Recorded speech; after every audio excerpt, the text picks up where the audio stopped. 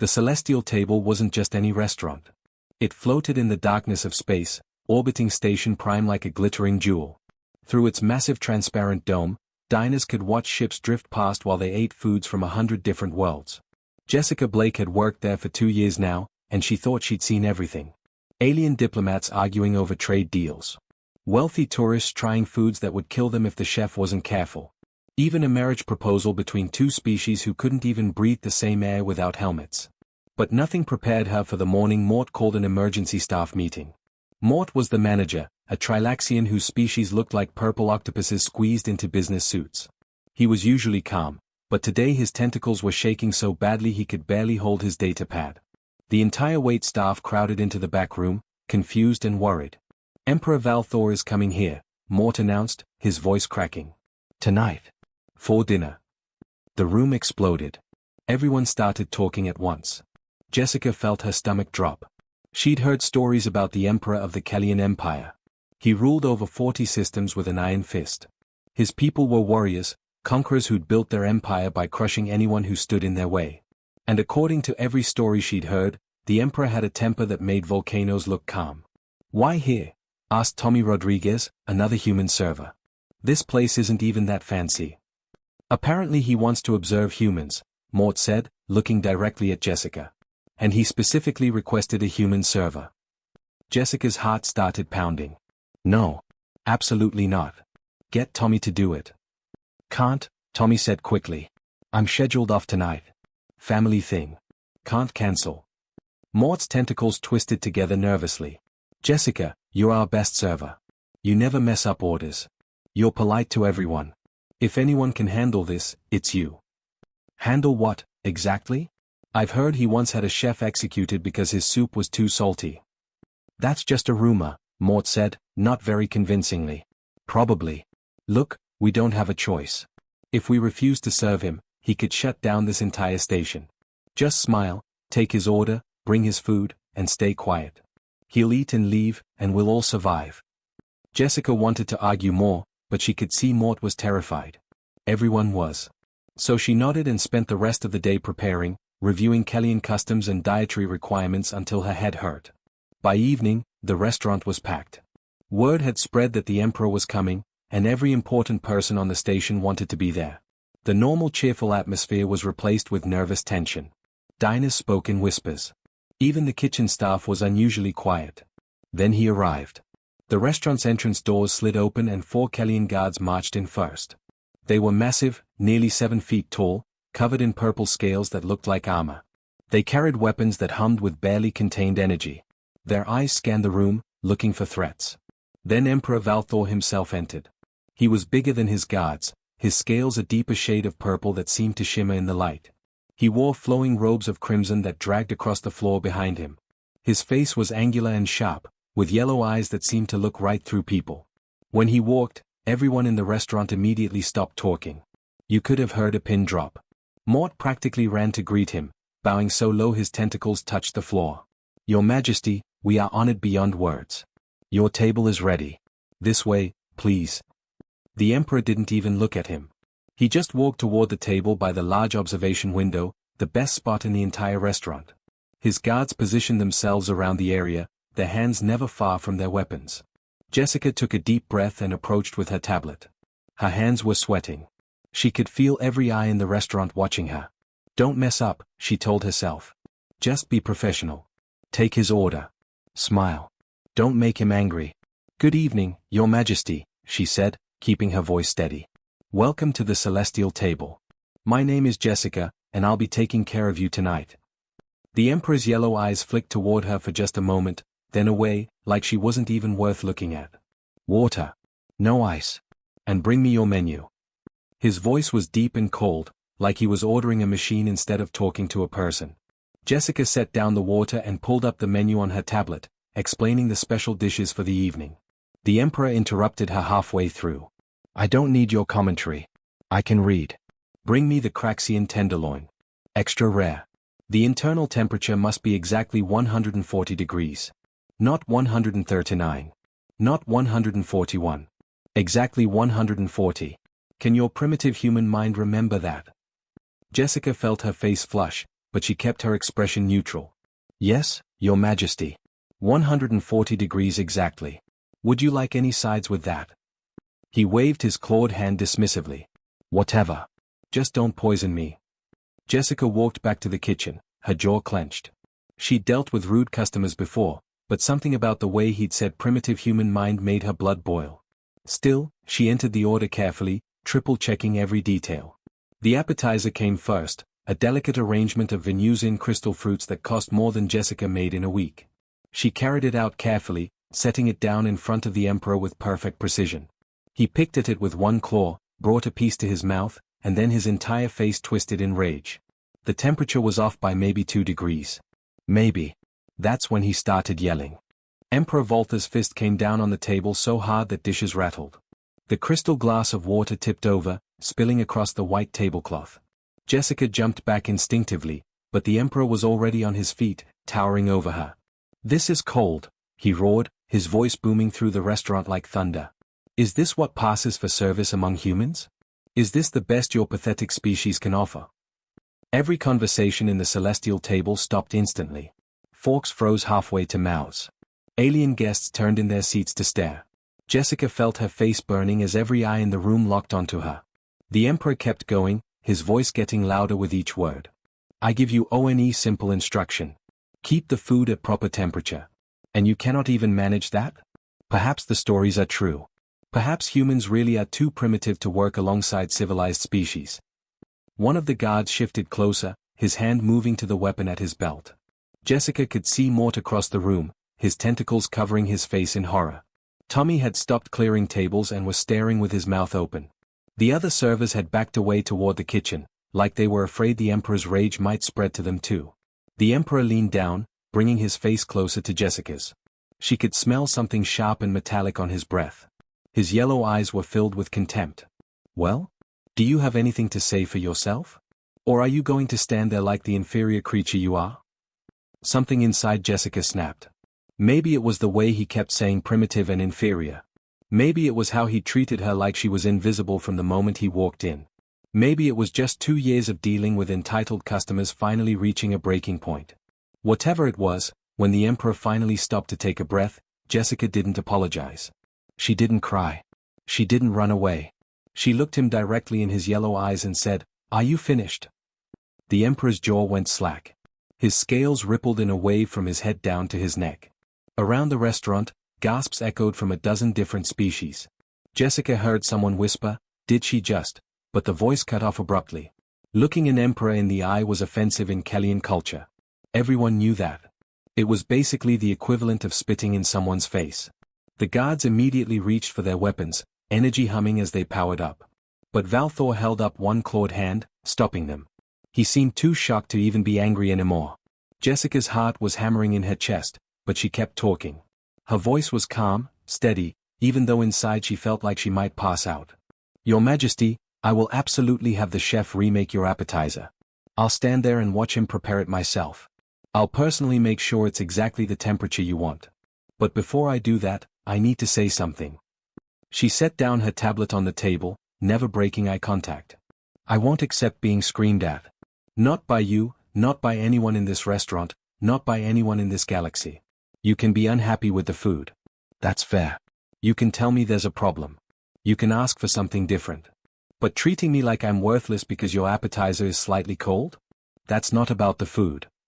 The Emperor opened his mouth, but Jessica kept going. The words were pouring out now, and she couldn't have stopped them if she'd wanted to. You have every right to expect good service. You're paying for it. But I have a right too. I have the right to be treated like a person. With respect. With basic dignity. That's not a human thing, Your Majesty. That's a decent living being thing. Mort looked like he was about to have a heart attack. He started moving toward the table, probably to drag Jessica away and apologize profusely. But something in the Emperor's expression stopped him. Valthor wasn't yelling anymore. He was just staring at Jessica like he'd never seen anything like her before. You know what we learned on Earth? Jessica continued, her voice softer now but no less firm. We learned that respect isn't something you only give to people above you. It's not something you only give to people who are powerful or wealthy or important. Real respect is what you give to everyone, regardless of who they are or what they do for a living. She gestured around the restaurant. Every person in this room, from the richest merchant to the person washing dishes in the back, deserves to be treated with basic human decency. And yes, I said human decency, but I think it should be universal decency. Because if being powerful means you get to make other people feel small, then what's the point of power? The Emperor slowly straightened up to his full height. For a moment, Jessica thought she'd gone too far. She thought about those stories of the chef and the soup. But then Valthor did something completely unexpected. He sat back down. Not in a rage, not like he was preparing to order her execution. He just sat down, folded his hands on the table, and stared at her. "You dare lecture me," he said quietly, and his voice was more dangerous now than when he'd been shouting. "Me. I rule 40 systems. I command fleets that could turn this entire station into dust. I could have you thrown into space for speaking to me this way." Jessica felt her knees shaking, but she didn't back down. "Yes, Your Majesty. You could do all of that. You have all the power here. I have none.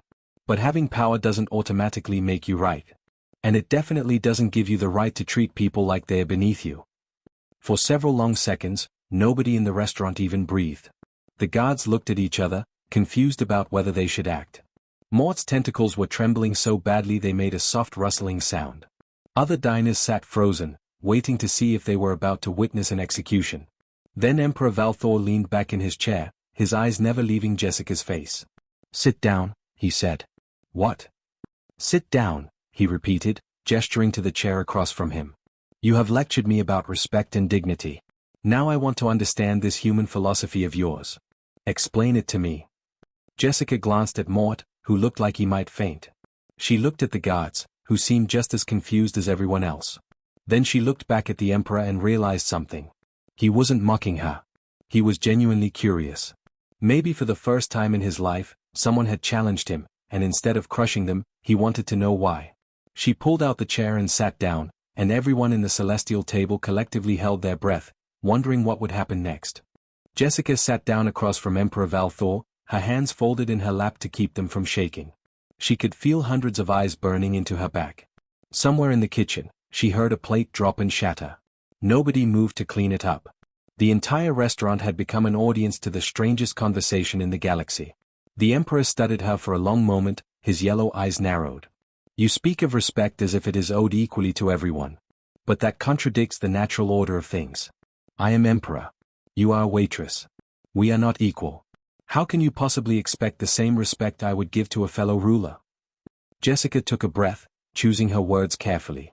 "I'm not asking for the same respect you'd give another emperor. I'm asking for basic human decency. There's a difference between how you treat someone based on their position and how you treat someone based on their worth as a living being. Explain the difference."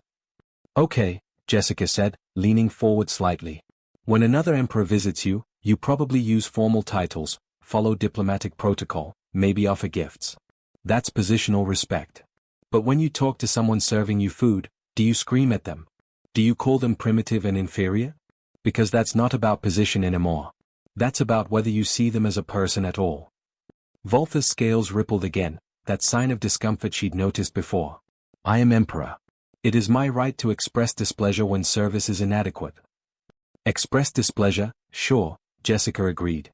"But there's a difference between saying this isn't the right temperature, please fix it, and what you did out here.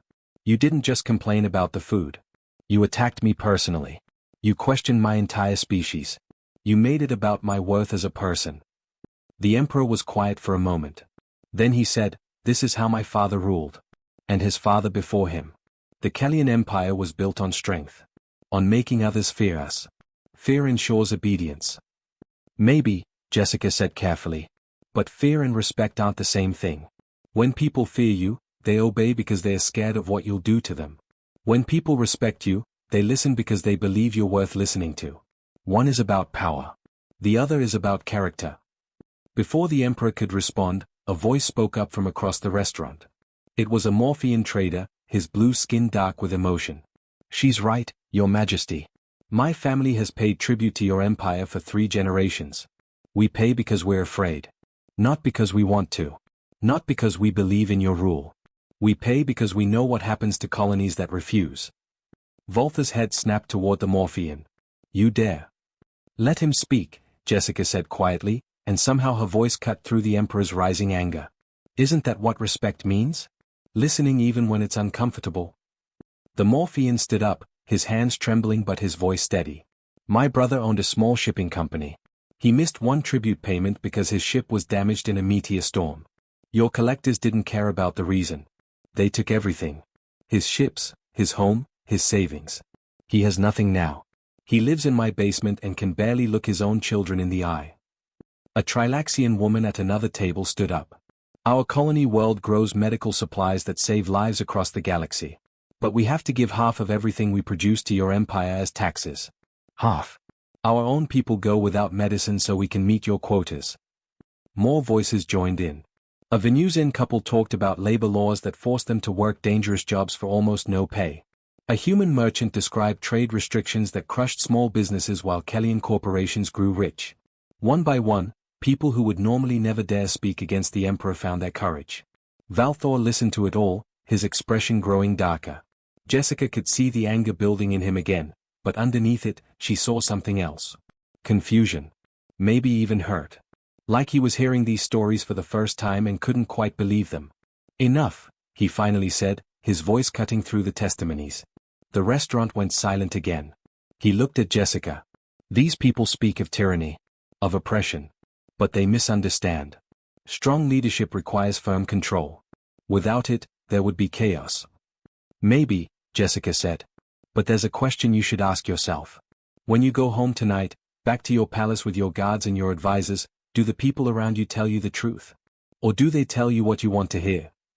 The Emperor's eyes flashed. They tell me the truth. Are you sure? Because from where I'm sitting, it sounds like today might be the first time anyone's been honest with you in years. Jessica gestured around the room. These people just told you things that could get them killed. They did it because they're desperate for someone to understand what your empire really feels like from the bottom. Valthor stood up abruptly, and for a second Jessica thought she'd pushed too far. But he didn't call for his guards. He didn't threaten anyone. He just stood there, looking around at the faces of the people in the restaurant. Really looking at them, maybe for the first time. I rule as I was taught to rule, he said, and his voice was quieter now, less certain. My father told me that showing weakness invites rebellion. That mercy is for the foolish. That fear keeps the empire strong. And how's that working out? Jessica asked gently. You have 40 systems under your control. But do you have 40 systems that believe in you? That would stand with you if things got hard? Or do you just have 40 systems that haven't found a way to escape yet? The Emperor looked down at her, and for just a moment, his mask slipped. She saw uncertainty there. Doubt. Like a crack appearing in a statue that had stood unmoved for centuries. You ask me to question everything I have built. Everything I am. I'm not asking you to tear anything down, Jessica said. I'm just asking you to consider whether strength has to mean cruelty. Whether being powerful has to mean making other people powerless. On Earth, we had a saying, great leaders don't create followers. They create more leaders. Maybe real strength isn't about making people afraid of you. Maybe it's about inspiring them to be better. Valthor sat back down slowly. He looked tired suddenly, older than his years. If what you say is true, then I have been wrong. For a very long time. Not wrong, maybe, Jessica said carefully. Just incomplete. You learned one way to lead. But there are other ways. Better ways. The Emperor was quiet for a long moment, staring at his hands. Around them, the restaurant remained silent, everyone holding their breath. Finally, he looked up at Jessica with those yellow eyes, and something in them had changed. Tell me more about these better ways, he said. I find myself wanting to understand. And so Jessica talked. She told him about Earth's history, about movements for civil rights and workers' dignity. She talked about leaders who'd ruled with compassion instead of fear. She explained that true respect wasn't demanded, it was earned. And Emperor Valthor, ruler of 40 systems, conqueror of worlds, listened to a human waitress like she was teaching him something precious that he'd somehow missed his entire life. Jessica and Emperor Valthor talked for nearly 3 hours. The other diners eventually went back to their meals, though conversations remained hushed and everyone kept glancing at the unlikely pair by the window. Mort tried to approach twice to ask if everything was okay, but Jessica waved him off both times.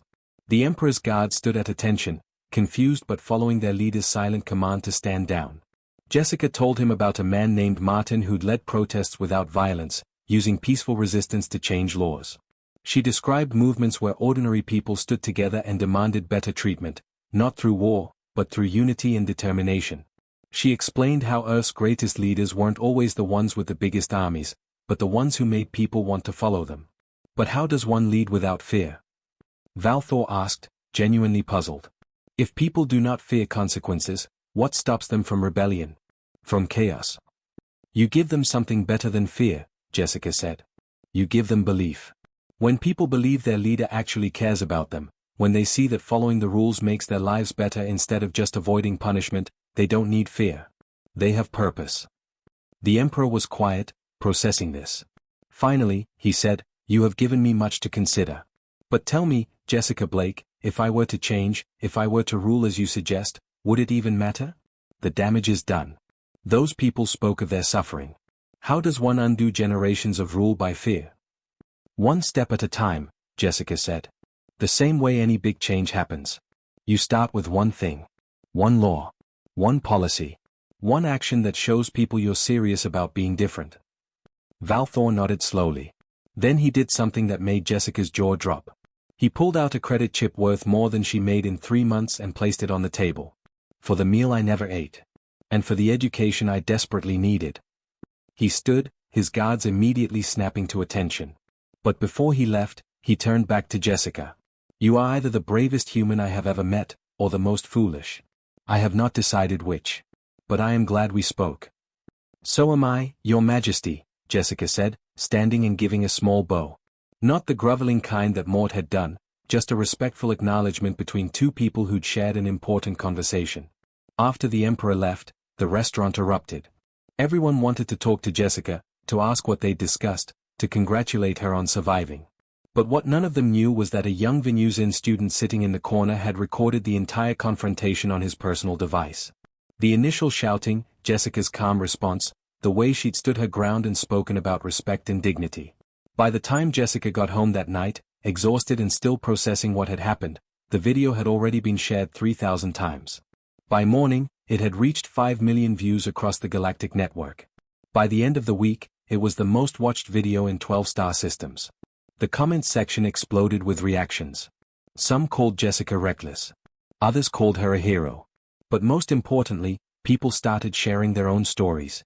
Workers from dozens of species talked about their experiences with disrespectful bosses, unfair treatment, and the constant fear of speaking up.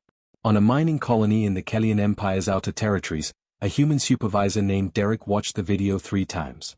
He'd been working there for 5 years, watching Kellyan overseers treat the miners like machines instead of people. The next day, when an overseer raised his hand to strike a young worker who'd made a mistake, Derek stepped between them. "No," he said simply. "He deserves respect." The overseer stared at him in shock. Nobody had ever interfered before. But Derek stood his ground, and slowly, other miners gathered behind him. The overseer looked at the growing crowd and, for the first time, backed down. Word of the incident spread through the colony, and within days, workers across 3 different mining operations began standing up for themselves. On Tralax Prime, a medical facility that served wealthy clients had always expected their nurses to accept verbal abuse from patients. After all, the patients paid enormous fees, so they could behave however they wanted. But a nurse named Kayla, who'd seen Jessica's video, finally had enough. When a patient screamed at her for bringing water too slowly, she calmly said, "I will get you water immediately. But I won't accept being yelled at. You can express frustration without being cruel." The patient complained to management. But 3 other nurses backed Kayla up, all of them citing the human waitress's words about dignity. Management, worried about losing their entire nursing staff, sided with the nurses for the first time in the facility's history. Similar stories emerged from 17 different worlds. A Morphean shop worker refused to work unpaid overtime. A Trilaxian teacher stood up to a verbally abusive school administrator. A human mechanic on a space station demanded fair wages after years of exploitation. Each time, they referenced the video. They quoted Jessica's words about respect not being about titles or power. The phrase "respect isn't about titles" became something bigger than just words. It became a movement. People started using it as a greeting, a signature on messages, a rallying cry. Workers began organizing, not violently, but peacefully demanding better treatment. They shared strategies, supported each other across species lines, and slowly began to push back against systems that had oppressed them for generations. Back on his homeworld of Kelia, Emperor Valthor couldn't escape the video either. His advisors tried to shield him from it, but he demanded to see what everyone was talking about. He watched himself yelling at Jessica, saw the fear in the other diners' faces, heard his own voice calling humans primitive. And he was ashamed. His chief military advisor, General Kron, found him in his private chamber staring out at the capital city below. "Your Majesty, we have a situation. Worker protests have erupted in 7 colonies. They're not violent, but they're disrupting production. They're demanding what they call dignity reforms.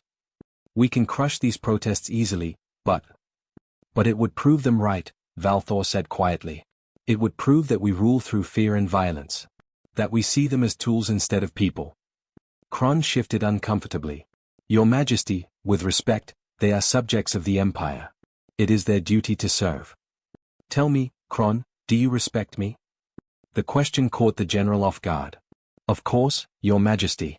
You are my emperor." "No," Valthor said, turning to face him. "Do you respect me, or do you fear me? If I had no army, no guards, no power to punish you, would you still follow me? Would you still believe in me?" Kron opened his mouth, then closed it. The silence was answer enough. Emperor Valthor looked back out at his city, at the millions of beings living under his rule. "A human waitress asked me what kind of leader I want to be. I have been thinking about that question every day since. And I have decided, Kron, that I want to be the kind of leader that people choose to follow. Not because they are afraid, but because they believe I am worth following." "Your Majesty, your father would." "My father ruled the way he knew how," Valthor interrupted. "But perhaps it is time for a new way. Summon the council. We have reforms to draft." 2 weeks after the conversation at the Celestial Table, Emperor Valthor stood before the Kelian High Council and announced something that made half of them nearly fall out of their seats. He was implementing the Dignity Accords, a sweeping set of reforms that would fundamentally change how the Empire treated its workers and citizens. The council chamber erupted in chaos. Advisors shouted over each other. General Kron stood up so fast his chair toppled backward. "Your Majesty, this is madness. These reforms would undermine centuries of imperial authority." "No," Valthor said calmly, his voice cutting through the noise. "These reforms will save an empire that is crumbling from within. We have ruled through fear for so long that we forgot to give people a reason to actually want to be part of this empire. That ends now." The Dignity Accords were comprehensive. Supervisors who verbally abused workers would face criminal charges. Physical punishment for minor infractions was banned entirely. Colony tribute taxes were reduced to reasonable levels, with exceptions for worlds facing hardship. Workers gained the right to report mistreatment without fear of retaliation. Fair wage standards were established across all imperial territories. Most controversially, Valthor created an independent oversight committee with representatives from different species and social classes. They had the power to investigate complaints and hold even high-ranking officials accountable. When General Kron protested that this gave too much power to common citizens, Valthor looked him in the eye and said, "That is exactly the point."